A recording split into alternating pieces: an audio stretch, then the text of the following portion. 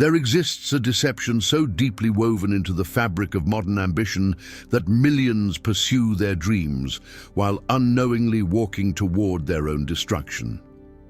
This lie whispers sweetly in the ears of the hopeful, promising that goodness alone will be rewarded, that virtue is its own shield, that those who work hard and remain pure of heart will inevitably rise to the positions they deserve. Centuries before the self-help industry was born, before motivational speakers filled stadiums with empty promises, a Florentine diplomat named Niccolo Machiavelli witnessed the brutal machinery of power firsthand and understood a truth so uncomfortable that society still refuses to accept it fully.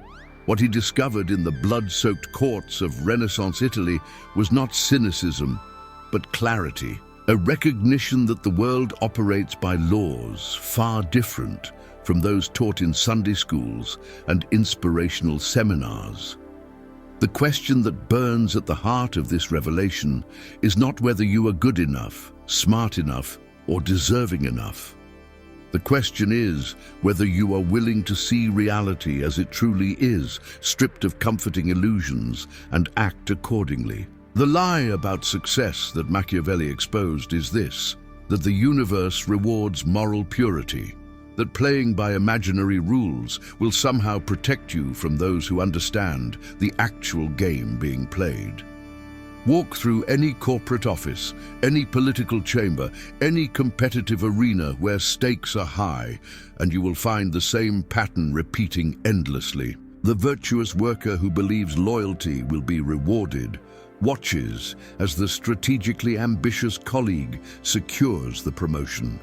The honest entrepreneur who refuses to engage in the darker arts of persuasion loses contracts to competitors who understand that perception often matters more than substance. The idealistic politician who thinks sound policy alone will win elections is crushed by opponents who grasp the primal levers of human psychology. This is not to say that virtue has no place in the world, but rather that virtue disconnected from strategic awareness is not nobility but naivete. Machiavelli did not counsel evil for evil's sake. He counseled effectiveness for survival's sake, recognizing that in a world where others play to win by any means necessary, your principles become your prison if you do not also develop the wisdom to navigate treacherous waters. The comfortable delusion that goodness is enough serves a specific purpose in society. It keeps the masses compliant, docile, waiting patiently for rewards that may never arrive, while others who understand the mechanics of influence shape outcomes to their advantage. This is the opiate that prevents awakening, the sedative that keeps ambitious souls trapped in cycles of disappointment and confusion. They cannot understand why their efforts go unrewarded, why their talents remain unrecognized, why the universe seems to favor the undeserving. The answer is devastatingly simple. They are playing a game that exists only in their imagination, while everyone else is playing the game that actually exists. Machiavelli's genius was not in inventing this harsh reality, but in being courageous enough to name it, to pull back the curtain and show the machinery operating beneath the theater of social niceties. His work was not a corruption of human nature, but an honest assessment of it, a field guide for those who wish to achieve their objectives in the world as it is, rather than the world as they wish it to be. Consider for a moment the profound implications of this realization. Everything you have been taught about the pathway to success may be fundamentally incomplete, perhaps even deliberately misleading.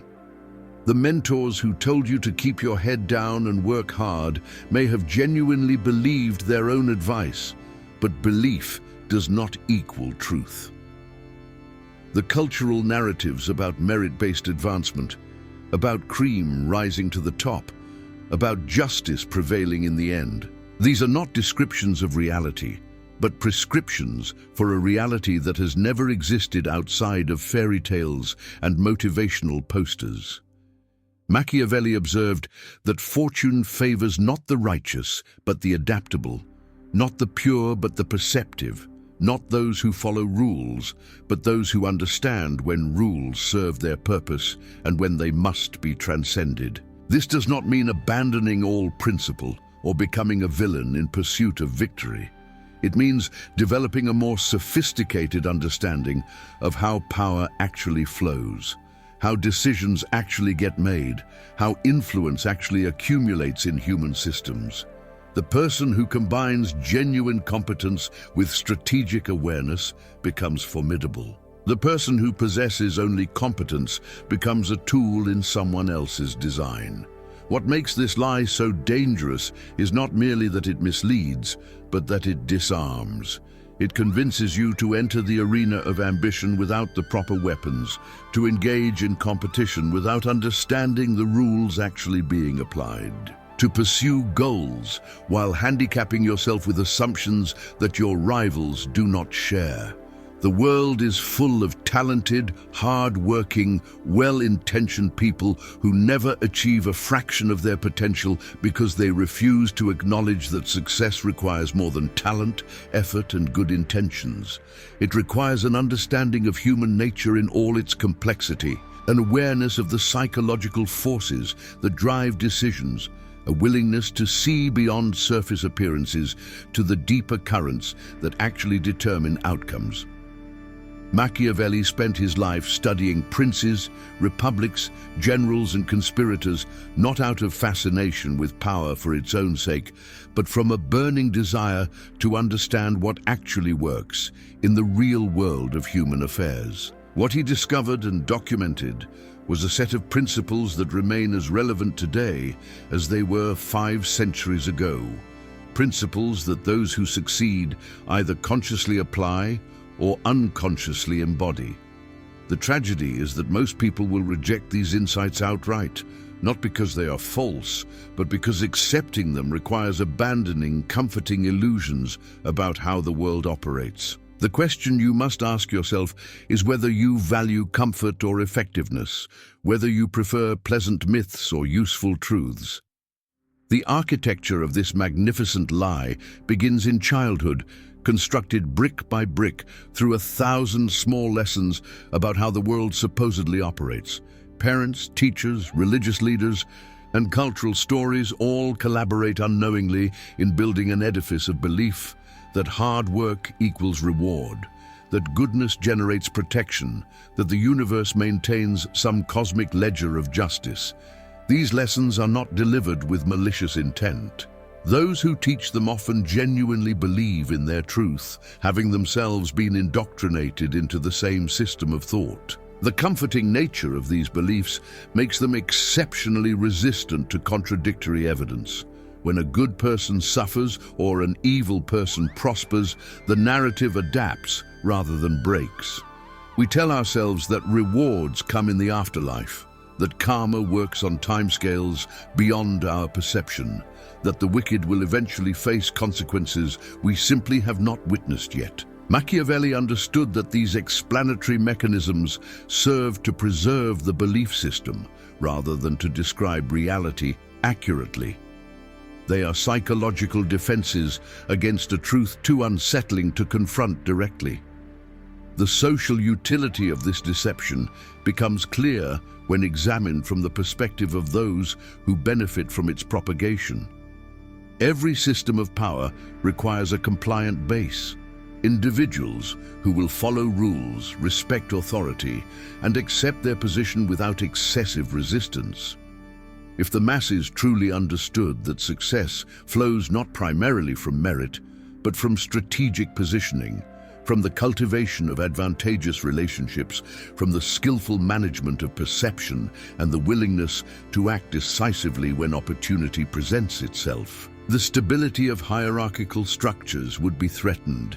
The lie functions as a control mechanism, ensuring that most people will waste their energy on activities that feel virtuous but produce minimal actual advancement.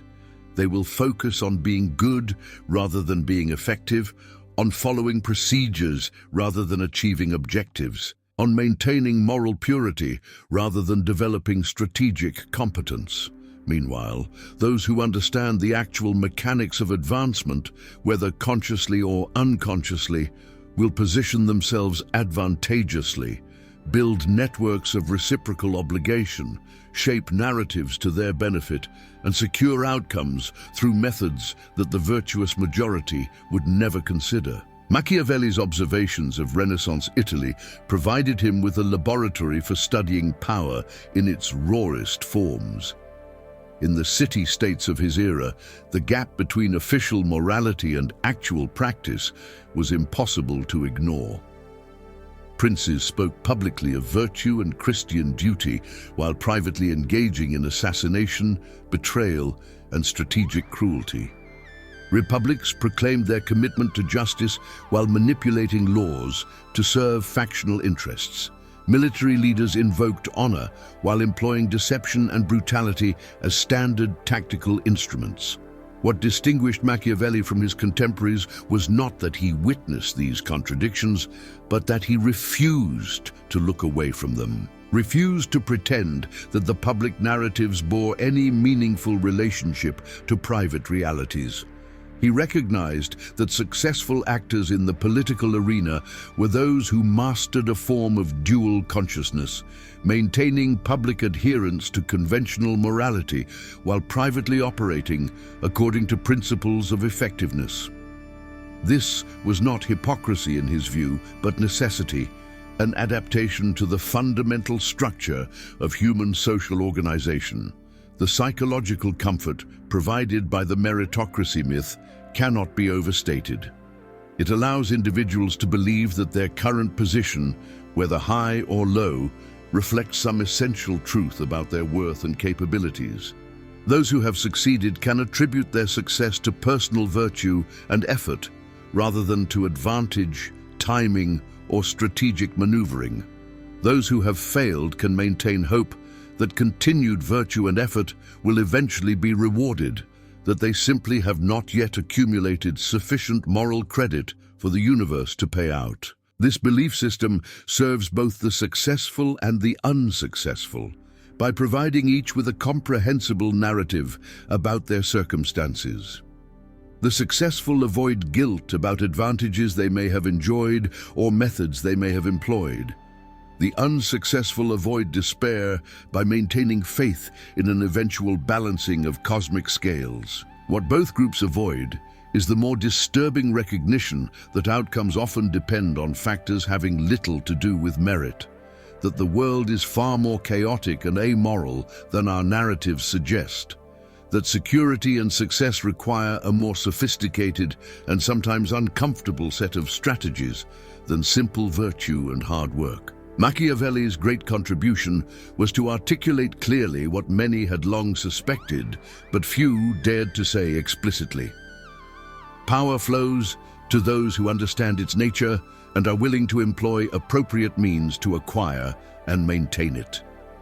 Morality, as publicly defined, often functions as a constraint placed upon potential rivals rather than as a genuine guide to behavior among those who wield influence. This does not mean that successful individuals are necessarily evil or that ethical considerations play no role in human affairs.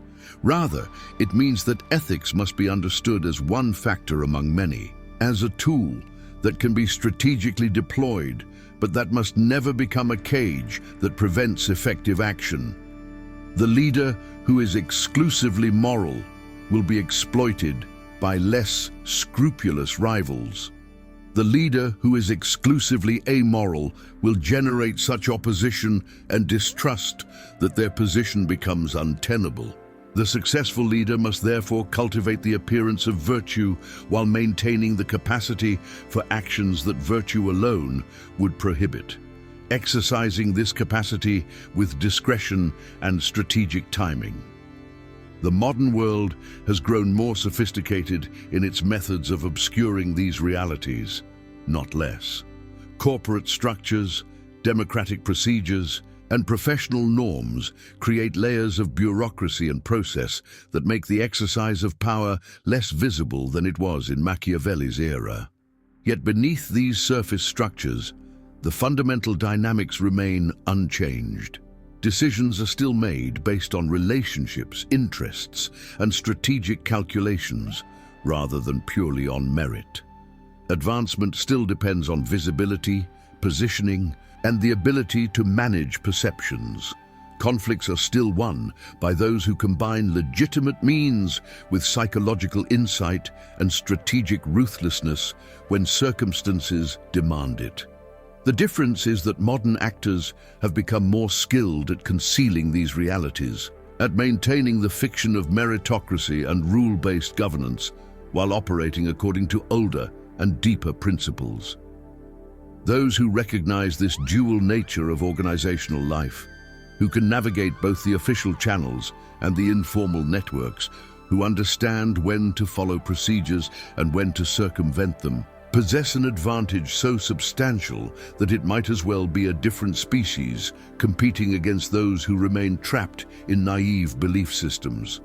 The question that emerges from this recognition is not whether to abandon all ethical considerations, but rather how to integrate ethical commitments with strategic effectiveness. Machiavelli himself was not advocating for a world without morality, but describing the world that actually exists and offering guidance for operating within it successfully.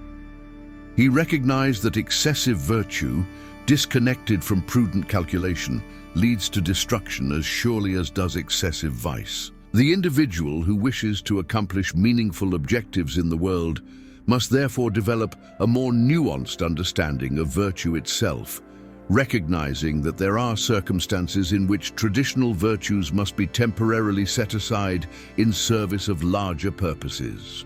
The leader who refuses to employ deception may allow enemies to destroy beneficial institutions. The entrepreneur who refuses to engage in strategic positioning may fail to bring valuable innovations to market. The activist who insists on absolute purity of method may accomplish nothing while less scrupulous actors shape outcomes according to their interests. The difficult truth is that effectiveness in human affairs often requires a willingness to bear moral ambiguity, to make choices that feel uncomfortable, to accept that the relationship between means and ends is more complex than simple moral frameworks acknowledge. The persistence of the meritocracy delusion, despite overwhelming contrary evidence, reveals something profound about human psychology. We are not primarily rational creatures who form beliefs based on objective assessment of reality. We are social creatures who form beliefs based on what allows us to function within our communities, what provides psychological comfort, what permits us to maintain coherent narratives about ourselves and our world. The belief that hard work and virtue lead to success serves these psychological needs even when direct experience contradicts it.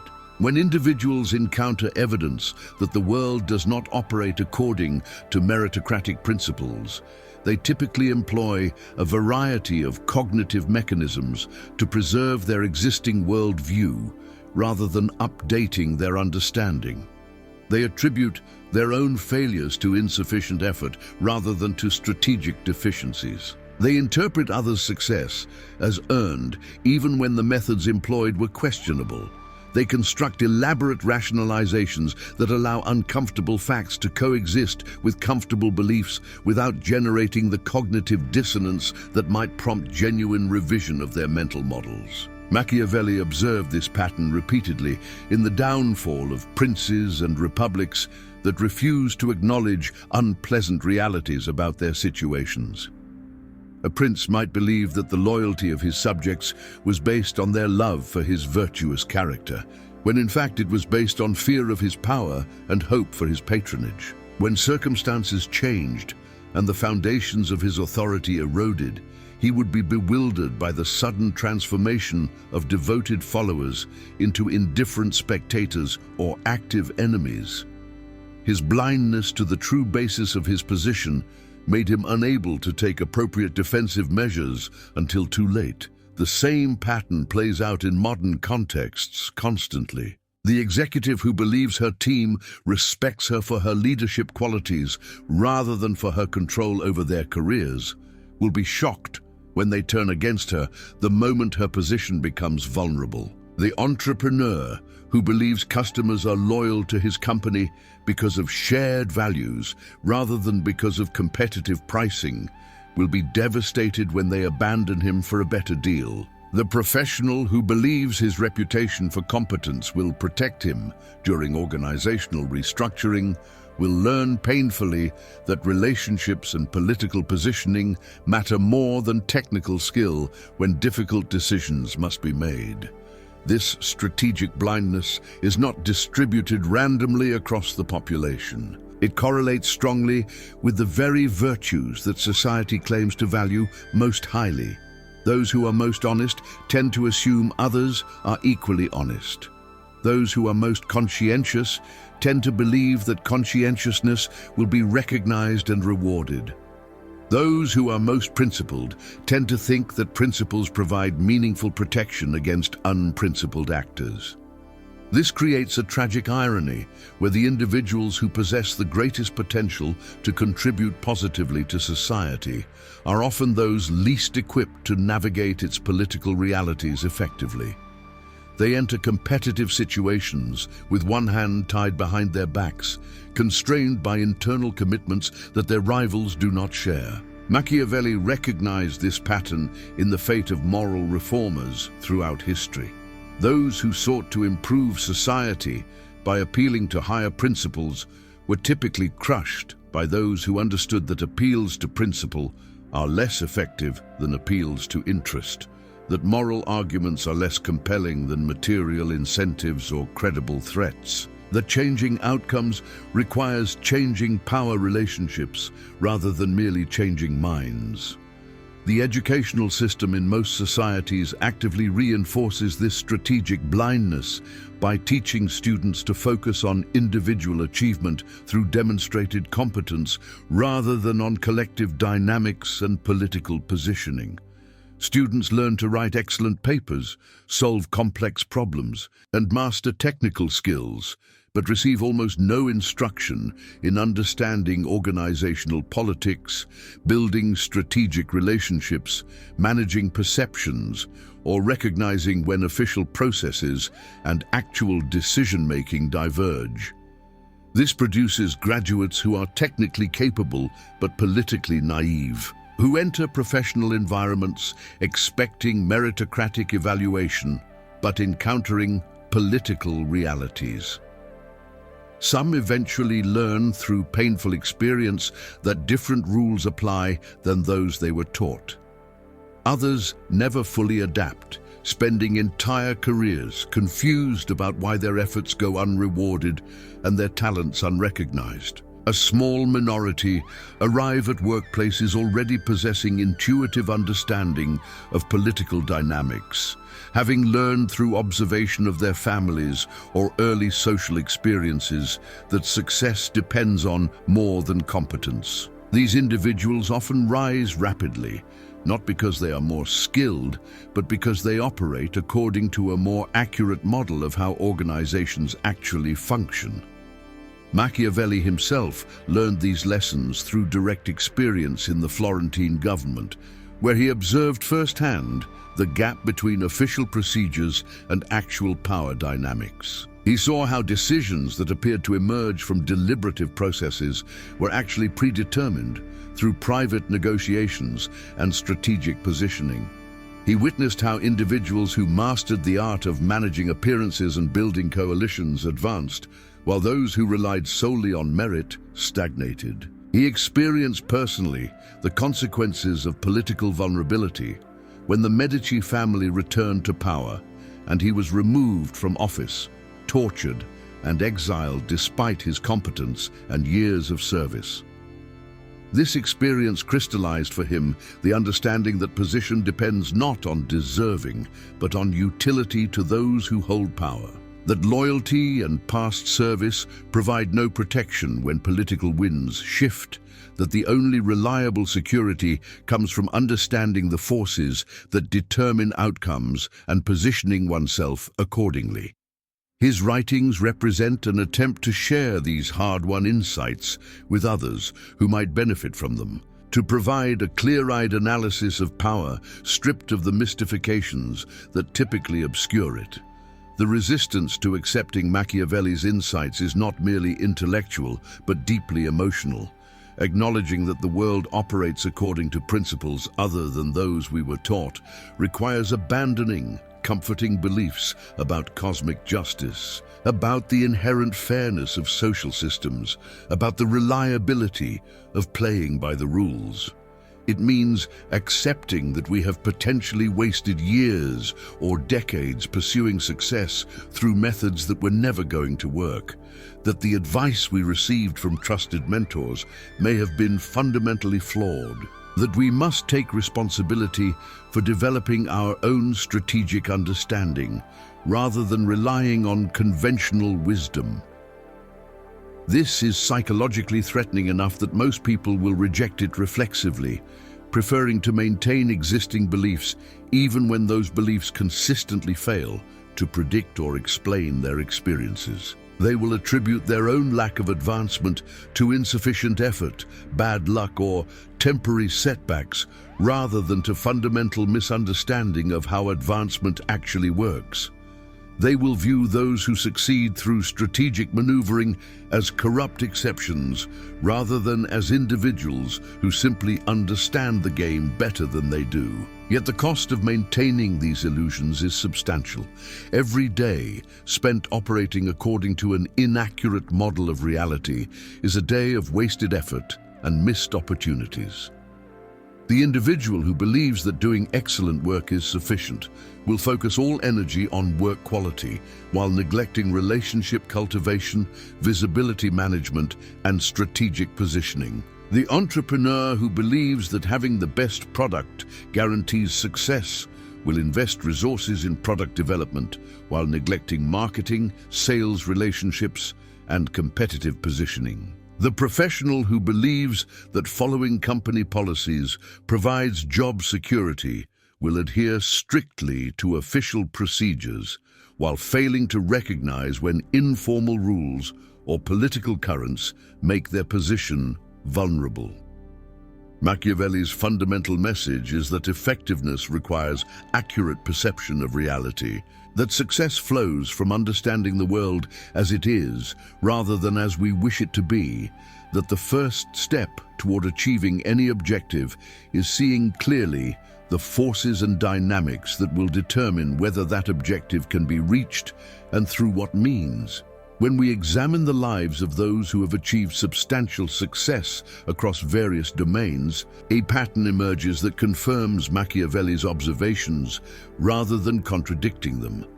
The narratives these individuals present publicly often emphasize hard work, perseverance, and belief in oneself, but deeper investigation reveals a more complex reality. They cultivated relationships with individuals who controlled access to opportunities. They positioned themselves strategically to be visible when opportunities arose.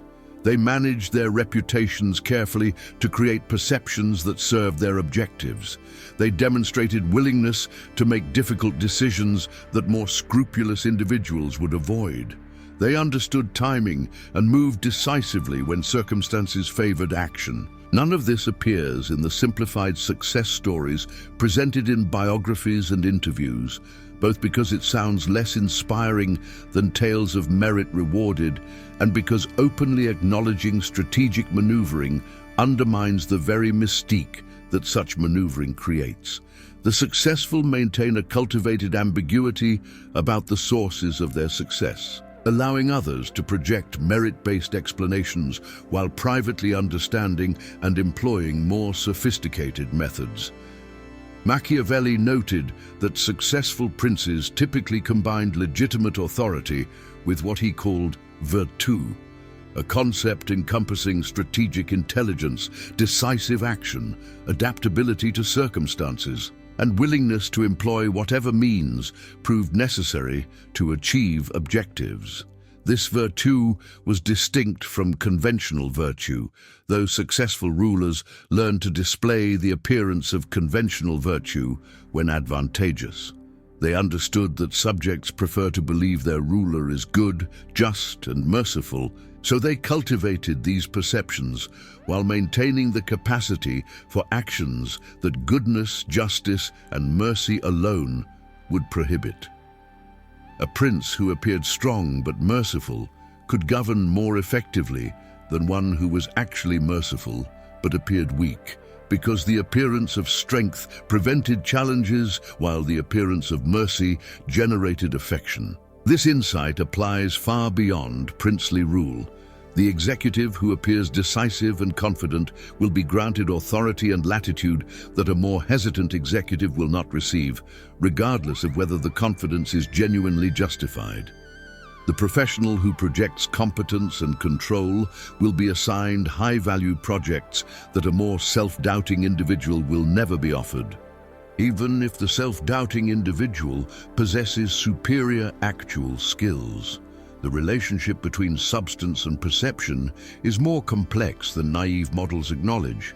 It is not true that perception is everything and substance irrelevant, but neither is it true that substance alone determines outcomes. The individual who possesses competence but fails to ensure that competence is visible and recognized will be outperformed by someone with lesser competence but greater skill at managing perceptions. This is not an unfortunate anomaly, but a structural feature of how human systems operate. Decision makers cannot directly access the internal reality of every individual they evaluate. They must rely on signals, and signals can be managed. The professional who learns to communicate accomplishments effectively, to position themselves in visible roles, to associate themselves with successful projects, and to cultivate relationships with evaluators will advance more rapidly than an equally or more competent professional who focuses exclusively on the work itself. Machiavelli understood that politics, in the broadest sense, is the art of managing these signals and perceptions to achieve desired outcomes, and that those who refuse to engage in this management on principle handicap themselves severely. Consider the domain of entrepreneurship, where the mythology of meritocracy is especially strong. We are told that great products inevitably find their markets, that quality always wins in the end, that customer satisfaction is the only metric that matters. Yet observation reveals a different reality. Markets are dominated by products that combined adequate quality with superior positioning, marketing, and relationship cultivation. Countless superior products have failed because their creators did not understand the importance of distribution channels, strategic partnerships, narrative framing, and competitive positioning.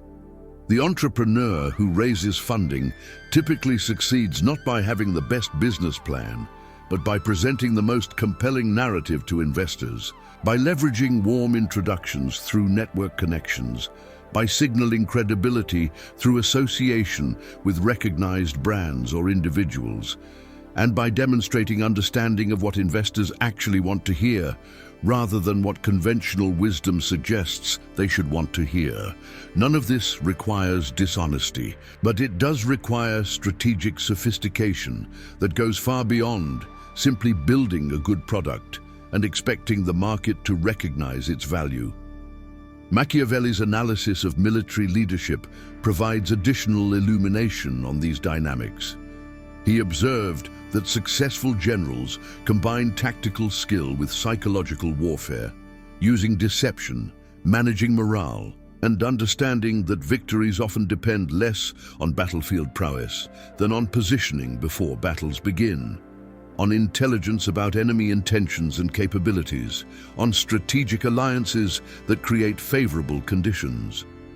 The general who fought courageously but lacked strategic cunning would lose to the general who combined courage with calculation. The commander who treated warfare as purely a matter of honorable combat would be defeated by the commander who understood that honor must be balanced with effectiveness, that sometimes avoiding battle is wiser than engaging, that sometimes deception serves better than direct confrontation, that the ultimate measure of military excellence is not adherence to codes of conduct, but achievement of political objectives with minimal expenditure of resources. These principles extend to competitive situations generally. The individual who approaches career competition or business competition or political competition with excessive concern for fair play and honorable conduct will be at a systematic disadvantage against rivals who maintain concern for effectiveness as their primary metric. The role of luck and timing in success represents another dimension often obscured by meritocratic narratives. Machiavelli devoted considerable attention to the concept of fortuna, recognizing that circumstances beyond individual control play substantial roles in determining outcomes. A talented individual arriving at an organization during a period of contraction will face very different prospects than an equally talented individual arriving during expansion. An entrepreneur launching a startup in a favorable funding environment will find success far easier than one launching during a capital drought. A professional whose skills happen to align with emerging organizational priorities will advance more readily than one whose skills have become less relevant through no fault of their own. The significance of this observation is not that individuals should passively accept whatever fortune delivers, but rather that strategic positioning involves placing oneself in contexts where favorable fortune becomes more likely, where timing can work in one's favor, where circumstances create opportunities rather than obstacles. This requires awareness of larger patterns and trends, willingness to move when conditions in one context become unfavorable, and understanding that effort applied in the right context produces far better returns than greater effort applied in an unpromising context. The uncomfortable truth that emerges from examining actual patterns of success is that virtue and competence, while valuable, are neither necessary nor sufficient for advancement. There are highly successful individuals of questionable virtue and moderate competence, while highly virtuous and highly competent individuals languish in obscurity. The correlation between merit and success exists, but is far weaker than meritocratic ideology suggests. What successful individuals share is not exceptional virtue or competence, but rather strategic sophistication, whether conscious or unconscious. They position themselves advantageously, they cultivate useful relationships, they manage perceptions effectively, they understand when to act and when to wait, they recognize opportunities that others miss, they are willing to make moves that more cautious or scrupulous individuals avoid. Machiavelli's insight is that these capabilities can be developed through study and practice, that understanding the principles that govern success in human affairs provides competitive advantage, that those who refuse to study and apply these principles condemn themselves to relying on chance or the benevolence of others, neither of which provides reliable foundation for achievement. The individual who persists in naive beliefs about how success is achieved pays a price that compounds over time. In early career stages, the disadvantage may be modest. Talent and effort can carry someone reasonably far in structured environments like education, where evaluation metrics are relatively clear and political dynamics less prominent. But as careers progress and environments become more complex and political, the gap widens dramatically between those who develop strategic sophistication and those who remain trapped in merit-based thinking. The professional who built their early career on technical competence finds that promotions to leadership positions depend on very different capabilities, that demonstrating political acumen and relationship management matters more than technical skill. The entrepreneur who succeeded initially through product quality discovers that scaling requires navigating investor relationships, managing board dynamics, and making strategic decisions that purely operational excellence does not prepare one for. The gap between what their mental model suggests should work and what actually works creates persistent confusion and frustration. Machiavelli observed that innocence in matters of power is particularly dangerous for those who occupy or aspire to positions of authority. A private citizen might successfully navigate life with limited understanding of political dynamics, but a leader cannot. The leader must understand how to maintain authority, how to manage conflicting factions, how to respond to challenges, how to build coalitions, how to employ both rewards and punishments effectively. The leader who governs based solely on what is morally correct rather than what is strategically effective will find their authority eroding, their decisions ignored, their position vulnerable to rivals who understand power better.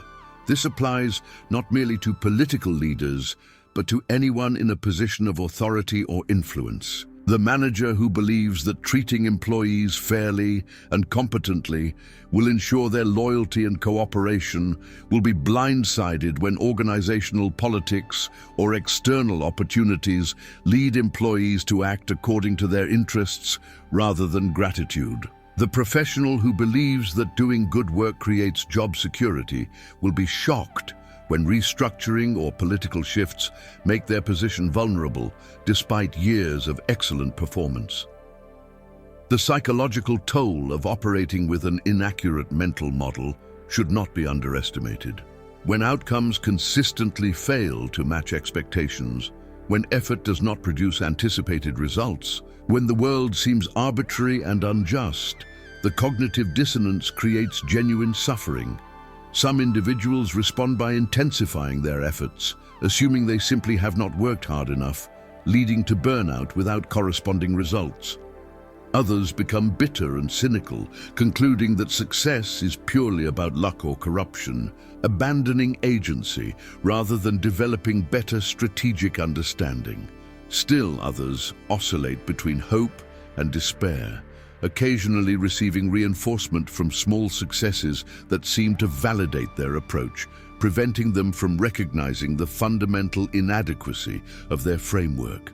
Machiavelli's work offers a path out of this cycle by providing a more accurate map of the territory. Understanding that the world operates according to principles of power and interest rather than principles of justice and merit is initially disillusioning but ultimately liberating because it replaces confusion with clarity and enables more effective action.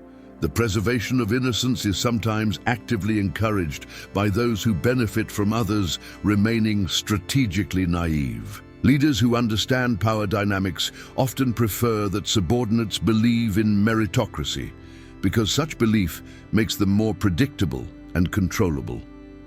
If employees believe that hard work and loyalty will be rewarded, they will provide hard work and loyalty without requiring actual rewards beyond what is necessary to maintain the belief. If competitors believe that playing by certain rules is essential, they can be constrained by those rules, while more sophisticated actors observe the rules only when advantageous and violate them when violations serve their interests and can be concealed or justified. This creates an information asymmetry where strategic sophistication is tacitly discouraged through moral condemnation of its exercise, ensuring that it remains the province of a minority who can then leverage this knowledge against the majority. Machiavelli himself faced this dynamic when his writings were condemned as immoral by those who privately employed the very tactics he described but wished to prevent their open discussion and democratization.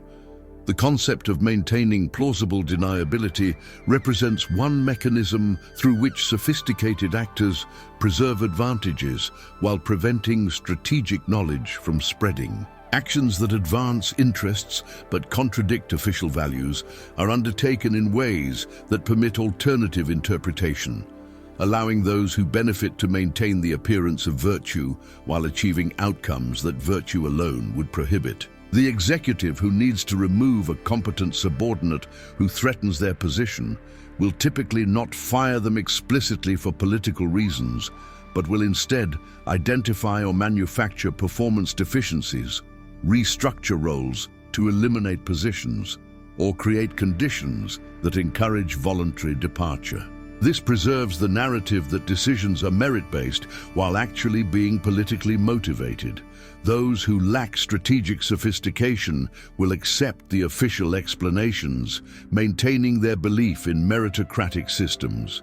Those who possess such sophistication recognize the patterns and understand the actual dynamics at play. The latter group can protect themselves and position themselves more effectively because they are operating from accurate rather than misleading information about how decisions actually get made.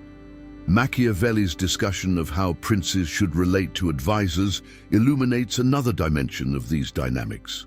He observed that advisors face a fundamental dilemma. If they tell the prince only what the prince wants to hear, they fail in their duty to provide useful counsel but maintain the prince's favor. If they tell the prince uncomfortable truths, they provide valuable service but risk the prince's displeasure and potential retaliation. The wise prince must therefore create conditions where advisors can speak honestly without fear, but most princes lack this wisdom and surround themselves with flatterers who confirm their existing beliefs and feed their vanity. This pattern extends throughout organizational hierarchies. Leaders typically receive filtered information that reinforces their worldview rather than challenges it, making it difficult for them to perceive accurately the realities of their situations. Those who understand this dynamic can exploit it by telling leaders what they want to hear while pursuing their own agendas, or can distinguish themselves by finding ways to deliver honest counsel that leaders can accept. The professional who masters this skill becomes invaluable because they help leaders avoid costly mistakes, while doing so in ways that do not threaten the leader's self-image. The intersection between moral frameworks and strategic effectiveness creates particularly complex territory. It would be an overstatement to claim that ethics are irrelevant to success. Certain ethical commitments can actually serve strategic purposes. Cultivating a reputation for honesty in domains where honesty can be verified makes one more trusted in domains where honesty cannot be easily verified. Treating subordinates well can generate genuine loyalty that proves valuable in difficult times. Maintaining ethical boundaries can prevent the kind of overreach that leads to catastrophic downfall. But these are strategic calculations about which ethical commitments serve effectiveness, rather than absolute commitments to ethics regardless of consequences. Machiavelli distinguished between the prince who maintains virtue when it serves his interests, and the prince who maintains virtue even when it threatens his position or prevents him from achieving necessary objectives. The former demonstrates wisdom. The latter demonstrates foolishness dressed as nobility. The individual who wishes to achieve significant goals must develop the judgment to recognize when ethical considerations should guide action and when they should be temporarily set aside, understanding that this judgment itself is perhaps the most challenging and important form of practical wisdom. Understanding that conventional narratives about success are incomplete or misleading represents the first step, but understanding alone changes nothing without corresponding action. The individual who recognizes that strategic positioning matters but continues to focus exclusively on competence, development has gained knowledge without applying it. The professional who understands that perception management is important but feels uncomfortable engaging in it has identified a limitation without overcoming it. The entrepreneur who acknowledges that relationship cultivation is essential but finds networking distasteful has recognized a gap without bridging it. Machiavelli's work was intended not merely to describe how power operates, but to enable readers to operate more effectively within political realities. The value of accurate understanding is that it enables strategic action calibrated to actual conditions rather than imagined ones. This requires not just intellectual acknowledgement, but behavioral change, developing capabilities that may feel foreign or uncomfortable initially, but prove essential for effectiveness. The Reformation begins with systematic audit of one's current position and trajectory. What advantages do you currently possess in terms of relationships, reputation, skills, resources, and positioning? What vulnerabilities exist that could undermine your position if circumstances change? What opportunities are available that you could potentially pursue? What threats might emerge that could damage your interests? This analysis must be ruthlessly honest, setting aside wishful thinking and comfortable narratives. Machiavelli emphasized the importance of seeing oneself and one's situation clearly, recognizing that self-deception is among the most dangerous vulnerabilities a leader can possess.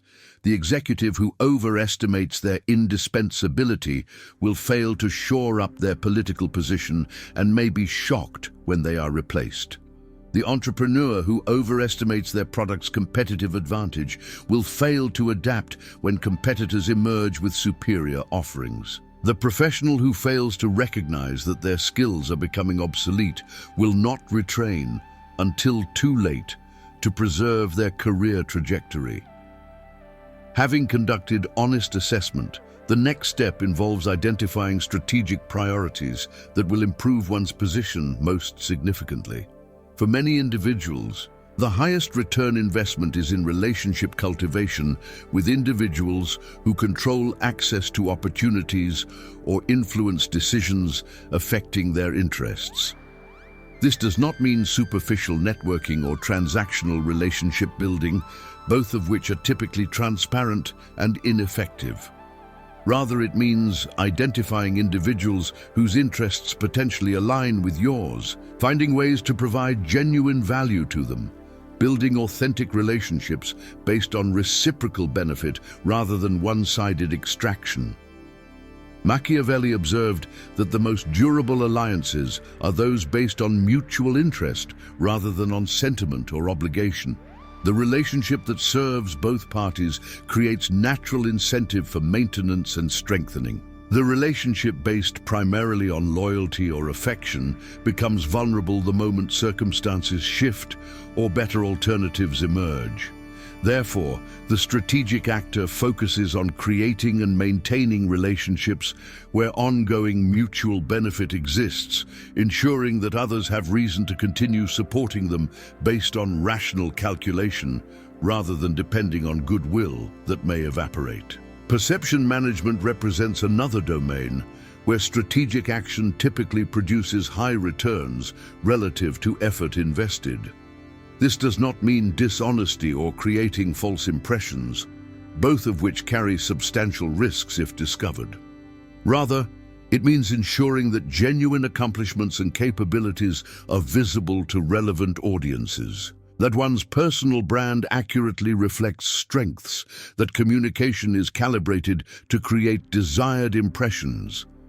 The professional who completes excellent work in isolation receives no benefit from that excellence if decision-makers remain unaware of it. Learning to communicate accomplishments effectively, to position oneself in visible roles, to associate with successful initiatives, and to distance oneself from failures represents a skill set distinct from but equally important as the work itself. Machiavelli noted that appearing to possess certain qualities is sometimes more valuable than actually possessing them, though ideally one both possesses and appears to possess desirable attributes. The leader, who is competent but appears incompetent, will not be trusted with responsibility. The leader who appears competent even with moderate actual competence will be given opportunities to develop genuine competence through experience with challenging assignments. The development of political intelligence, the ability to read situations and understand unstated dynamics, proves essential for navigating complex organizational or competitive environments. This involves learning to distinguish between official processes and actual power structures, between stated reasons and actual motivations, between public positions and private interests. It requires attention to subtle signals, observation of patterns over time, cultivation of information sources who can provide insights into behind-the-scenes dynamics, and development of intuition for detecting when surface explanations mask deeper realities. Machiavelli's own career in Florentine diplomacy required exactly this kind of intelligence, as he navigated among competing factions, foreign powers, and shifting alliances where survival depended on accurate reading of complex situations. The professional who develops this capability can anticipate changes before they become obvious, position themselves advantageously before opportunities become widely known, avoid being blindsided by shifts in organizational politics, and recognize when official channels will prove ineffective and informal approaches are required. Strategic timing represents another dimension where sophisticated actors distinguish themselves from naive ones. Knowing when to act, when to wait, when to speak, and when to remain silent often matters more than the content of actions or statements. The professional who shares an innovative idea before the organization is ready to receive it will see the idea rejected or stolen. The entrepreneur who launches a product before market conditions are favorable will struggle unnecessarily. The leader who attempts reform before building sufficient political support will face defeat and potentially destroy their position. Machiavelli emphasized that effective action requires alignment between what you attempt and what circumstances permit, that forcing action when conditions are unfavorable typically produces poor results regardless of the merit of the action itself. This requires patience and discipline, the willingness to wait for favorable moments rather than acting impulsively, but also the decisiveness to move quickly when the right moment arrives before the window of opportunity closes. The willing to make difficult decisions that advance long-term interests at the cost of short-term comfort or adherence to conventional morality represents perhaps the most challenging dimension of strategic reformation. This might involve ending relationships that are no longer mutually beneficial, declining opportunities that appear attractive but would ultimately prove limiting, making personnel decisions that negatively affect individuals but serve organizational objectives, or employing tactics that feel manipulative but prove necessary for achieving important goals. Machiavelli recognized that leadership, in particular, requires the capacity to bear moral weight of actions that harm some individuals for the benefit of larger purposes.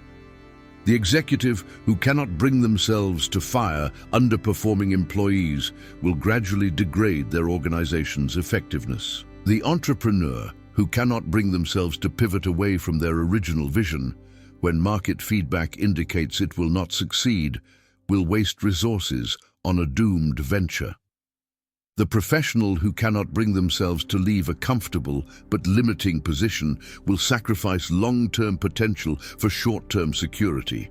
The ultimate measure of strategic reformation is not in knowledge acquired or principles acknowledged, but in outcomes achieved. Does one's position improve over time? Do opportunities emerge that were previously inaccessible? Do relationships deepen in ways that provide reciprocal value? Does one's influence expand? These are the metrics that matter, not adherence to particular ethical frameworks or comfort in one's methods. Machiavelli's pragmatism insisted on evaluating approaches based on their effectiveness rather than their conformity to abstract principles.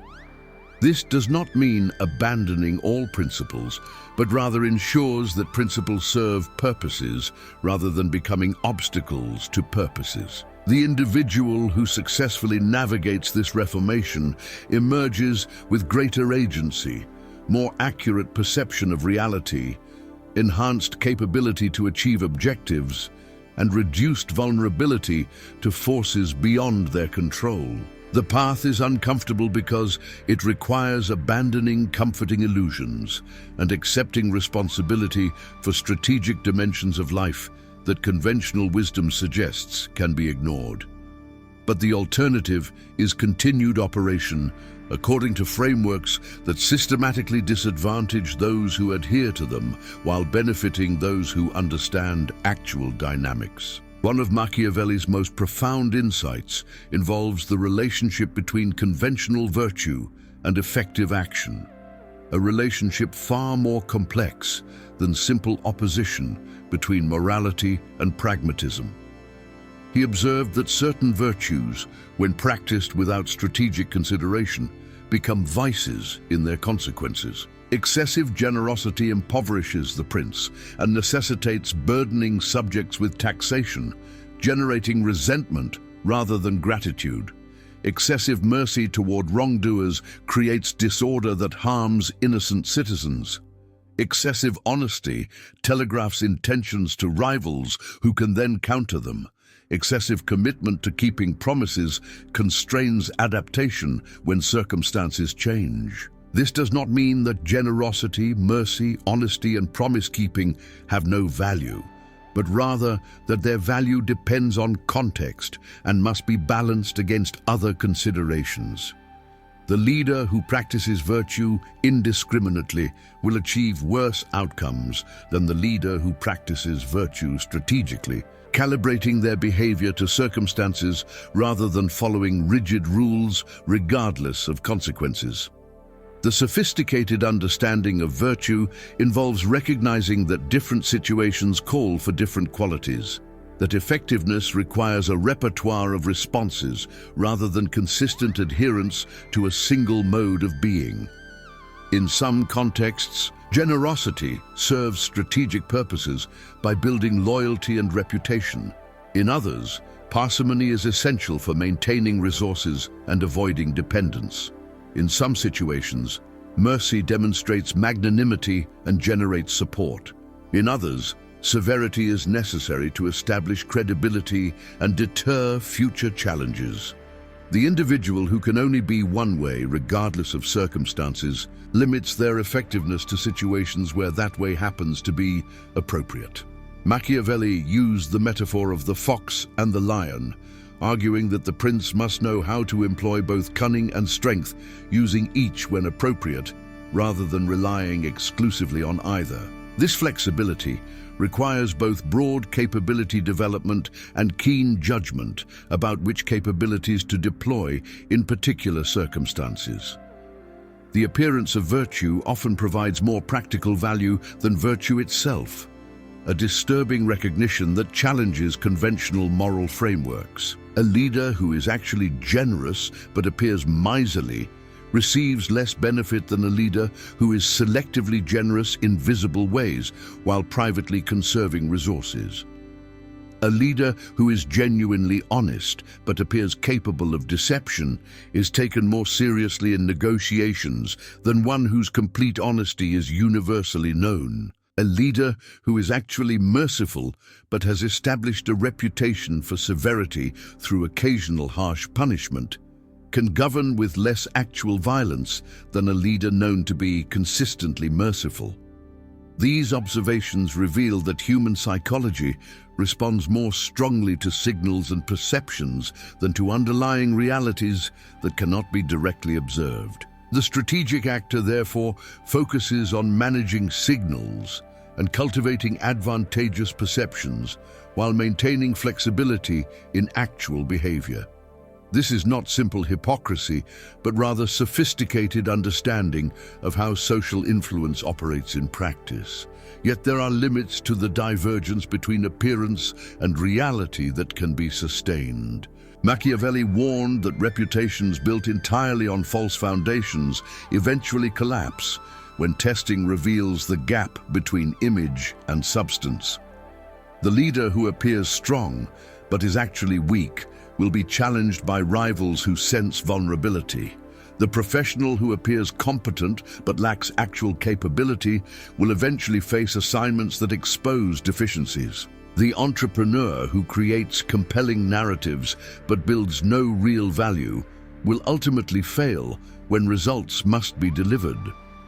The optimal strategy therefore involves genuine capability development combined with effective perception management, ensuring that appearances are not radically divorced from realities, even while recognizing that how capabilities are perceived matters as much as the capabilities themselves. This requires sustained effort on both dimensions, building real competence while also ensuring that competence is visible and recognized by relevant audiences. The question of when to violate conventional moral norms in service of strategic objectives represents perhaps the most difficult judgment call that faces anyone operating according to Machiavellian principles. The reflexive answer that one should never violate moral norms is precisely the naive approach that Machiavelli criticized. The equally reflexive answer that one should always do whatever serves one's interests regardless of morality leads to the kind of overreach and moral degradation that ultimately proves self-destructive. The sophisticated answer involves case-by-case judgment based on stakes involved, alternatives available, likelihood of discovery, and longer-term consequences. A minor deception that prevents substantial harm might be justified. A major deception that serves trivial benefit would not be. An action that violates personal moral commitments but serves compelling collective interests might warrant the moral burden. An action that serves personal interests at collective expense typically should be avoided. The individual must develop their own framework for making these judgments, recognizing that there is no algorithm that can replace human wisdom in navigating this territory. Machiavelli himself appeared to hold genuine moral commitments, particularly to the republican form of government and to the welfare of citizens, even while advocating for strategic flexibility in service of these commitments. This suggests that the relationship between strategic thinking and moral commitment need not be antagonistic. One can maintain clear values and long-term objectives while employing strategic sophistication in pursuit of those objectives. The danger lies in allowing strategy to become untethered from any purposes beyond power accumulation itself, reducing human action to a game where winning is the only goal, regardless of what is won or what is lost in the winning. The individual who successfully integrates strategic effectiveness with meaningful purpose achieves something more valuable than either alone could provide. They gain the capability to actually advance causes they believe in, rather than merely signaling virtue while accomplishing nothing. But they maintain ethical ground that prevents them from becoming purely instrumental actors who might achieve victory in particular contests, while losing something essential about themselves. The modern tension between authenticity and strategic presentation creates particular challenges in an era where being true to oneself has become a cultural value. The authenticity ethos suggests that strategic self-presentation is inherently inauthentic and therefore undesirable, but this represents a misunderstanding of both authenticity and strategy. Strategic presentation does not require being someone you are not. It requires presenting aspects of who you actually are in ways that serve your objectives. Everyone contains multitudes, different tendencies and capabilities that emerge in different contexts. The strategic actor consciously chooses which aspects to emphasize based on circumstances, rather than unconsciously defaulting to a single mode of self-expression.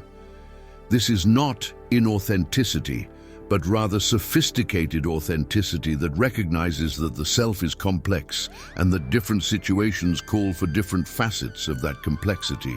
Machiavelli's prince, who appears merciful while maintaining capacity for severity, is not a fake person, but a complete person who understands that leadership requires access to the full human repertoire, rather than limiting oneself to conventionally admirable qualities.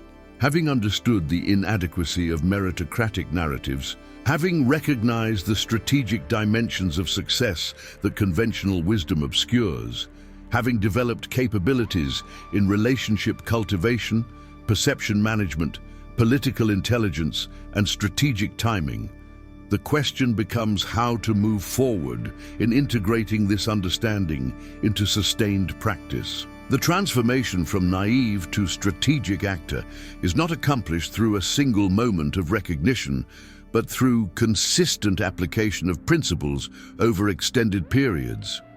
Machiavelli emphasized that virtue, in his sense of strategic capability, must become habitual rather than occasional, that the effective leader develops instincts for political dynamics through repeated practice rather than conscious analysis in each situation.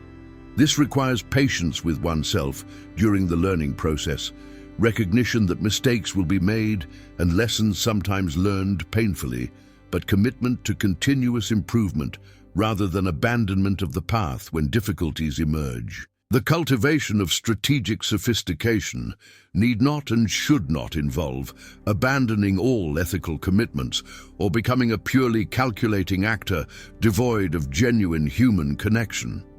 Rather, it involves developing more nuanced understanding of when and how ethical commitments should guide behavior, versus when they must be balanced against other considerations. The professional who builds authentic relationships based on mutual benefit rather than purely transactional exchanges often develops stronger networks than the one who approaches every interaction as strategic manipulation. The leader who genuinely cares about their organization's mission while also understanding political realities typically proves more effective than the purely Machiavellian operator who cares only for power. The synthesis between strategic sophistication and genuine commitment produces something more powerful than either alone, combining the effectiveness of strategic action with the sustainability and meaning that comes from serving purposes beyond pure self-interest.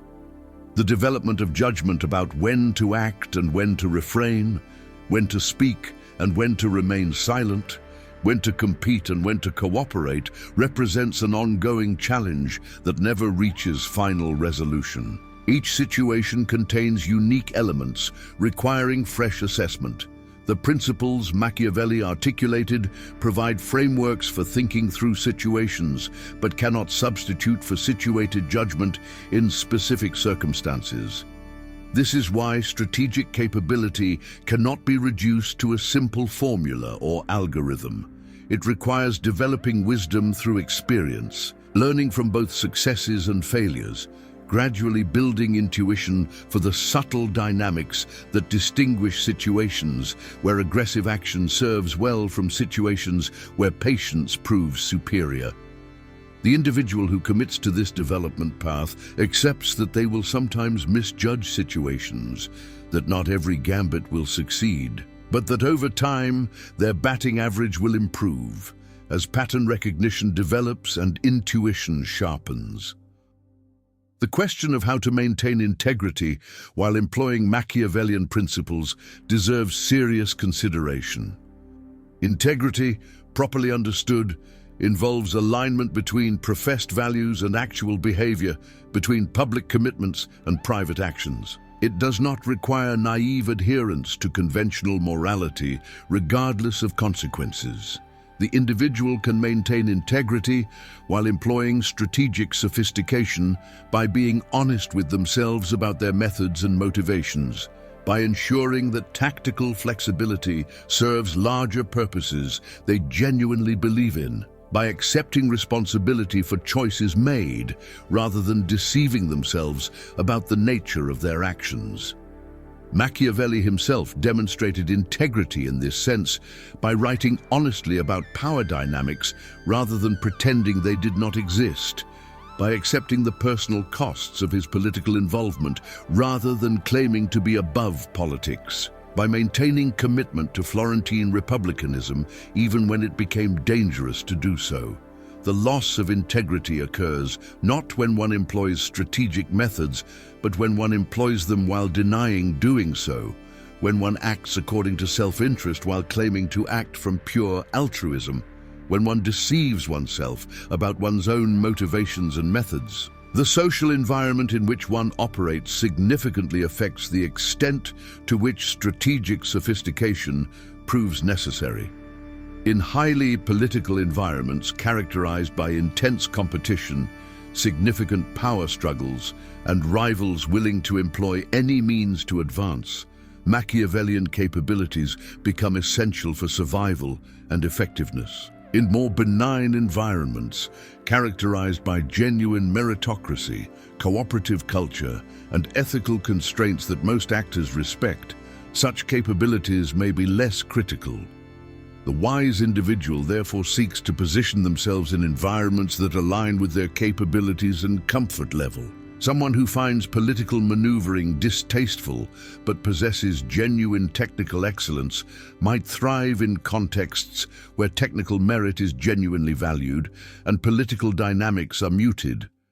Someone who possesses strong political skills but moderate technical capabilities might excel in environments where relationship and perception matter more than pure competence. Understanding one's own strengths and limitations, and choosing contexts where those strengths are valued and limitations less critical, represents itself a form of strategic wisdom.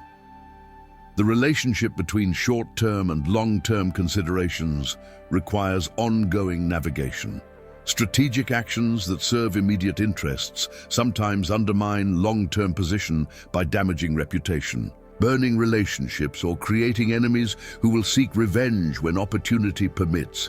Machiavelli warned against cruelties that serve no purpose or that are performed in ways that create lasting enmity.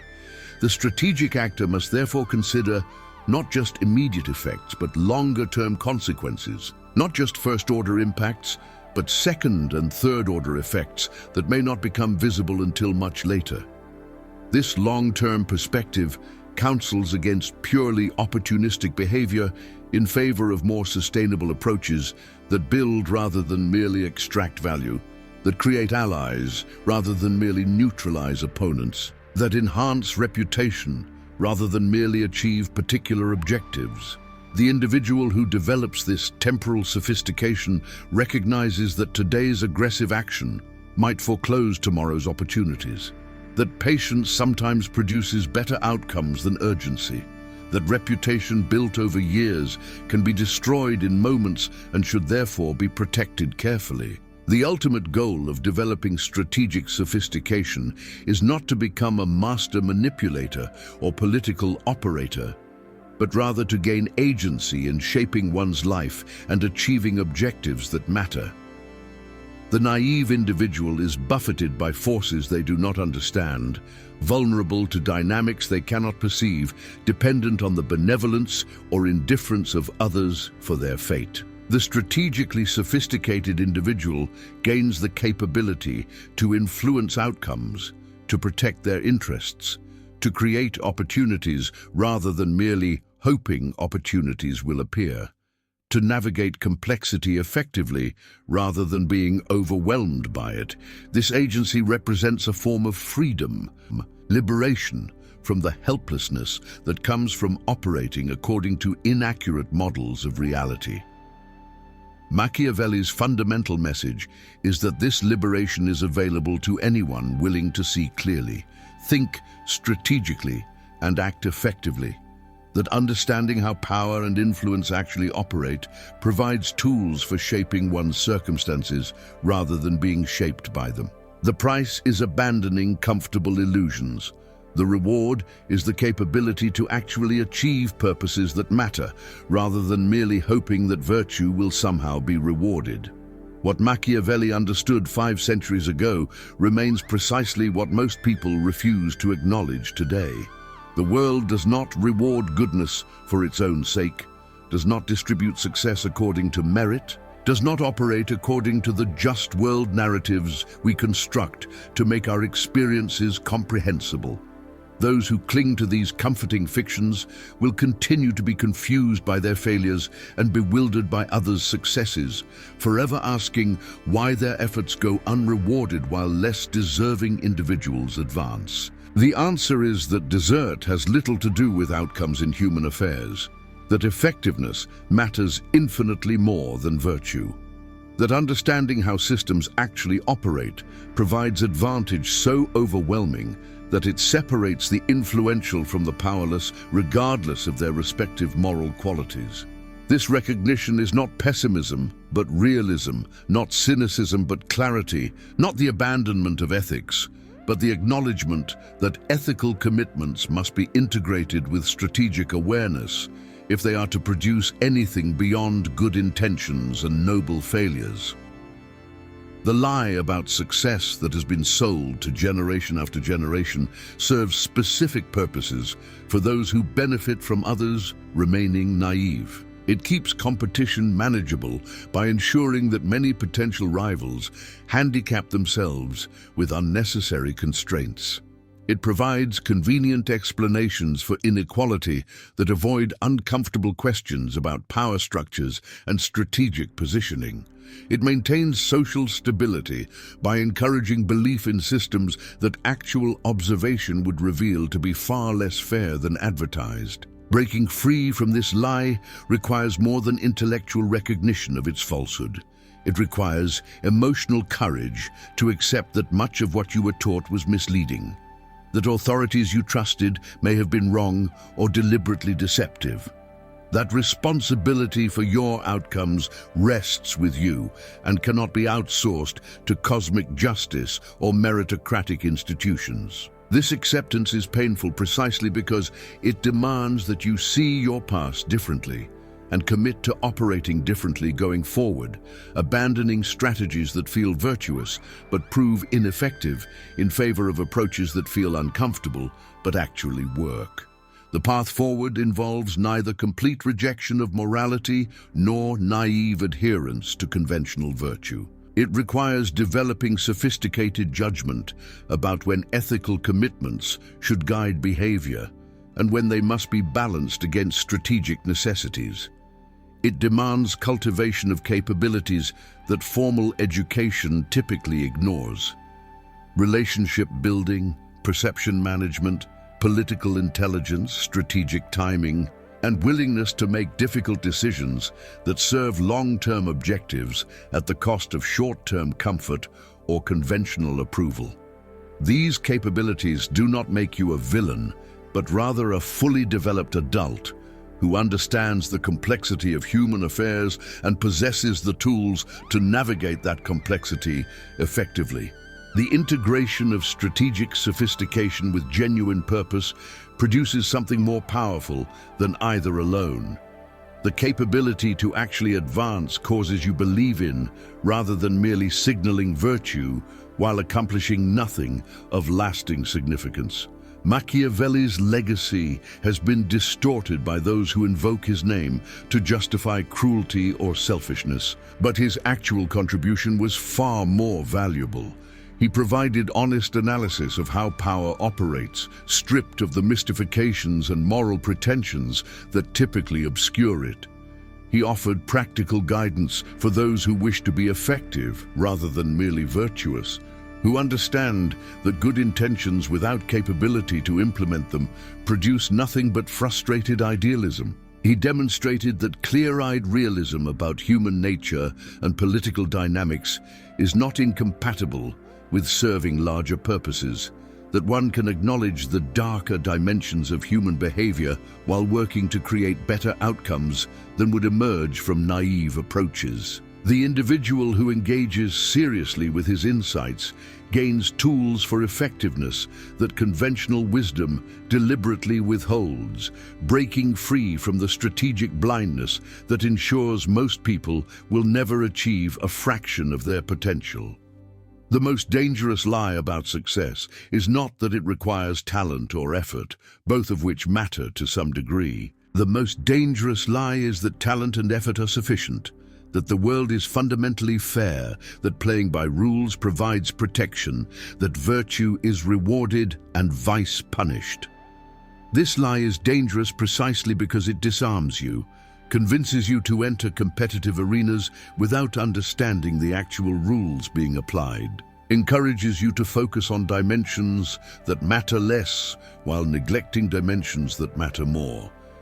If this message has resonated with you, if you recognize elements of truth in this analysis that conventional narratives obscure, Then you stand at a threshold. Behind you lies the comfortable world of naive belief, where your failures can be attributed to insufficient virtue or bad luck. Ahead lies the more demanding world of strategic engagement, where you accept responsibility for developing the capabilities and understanding necessary to actually achieve objectives that matter. The choice is yours, but understand that choosing to remain naive is itself a choice with consequences. If you found value in this exploration of uncomfortable truths, I invite you to like this video so others who might benefit from these insights can find it. Share your thoughts in the comments about your own experiences with the gap between meritocratic myths and political realities. Subscribe to this channel if you want to continue examining questions that most shy away from, but that anyone serious about effectiveness must confront. The journey towards strategic sophistication is demanding but worthwhile, and you need not walk it alone.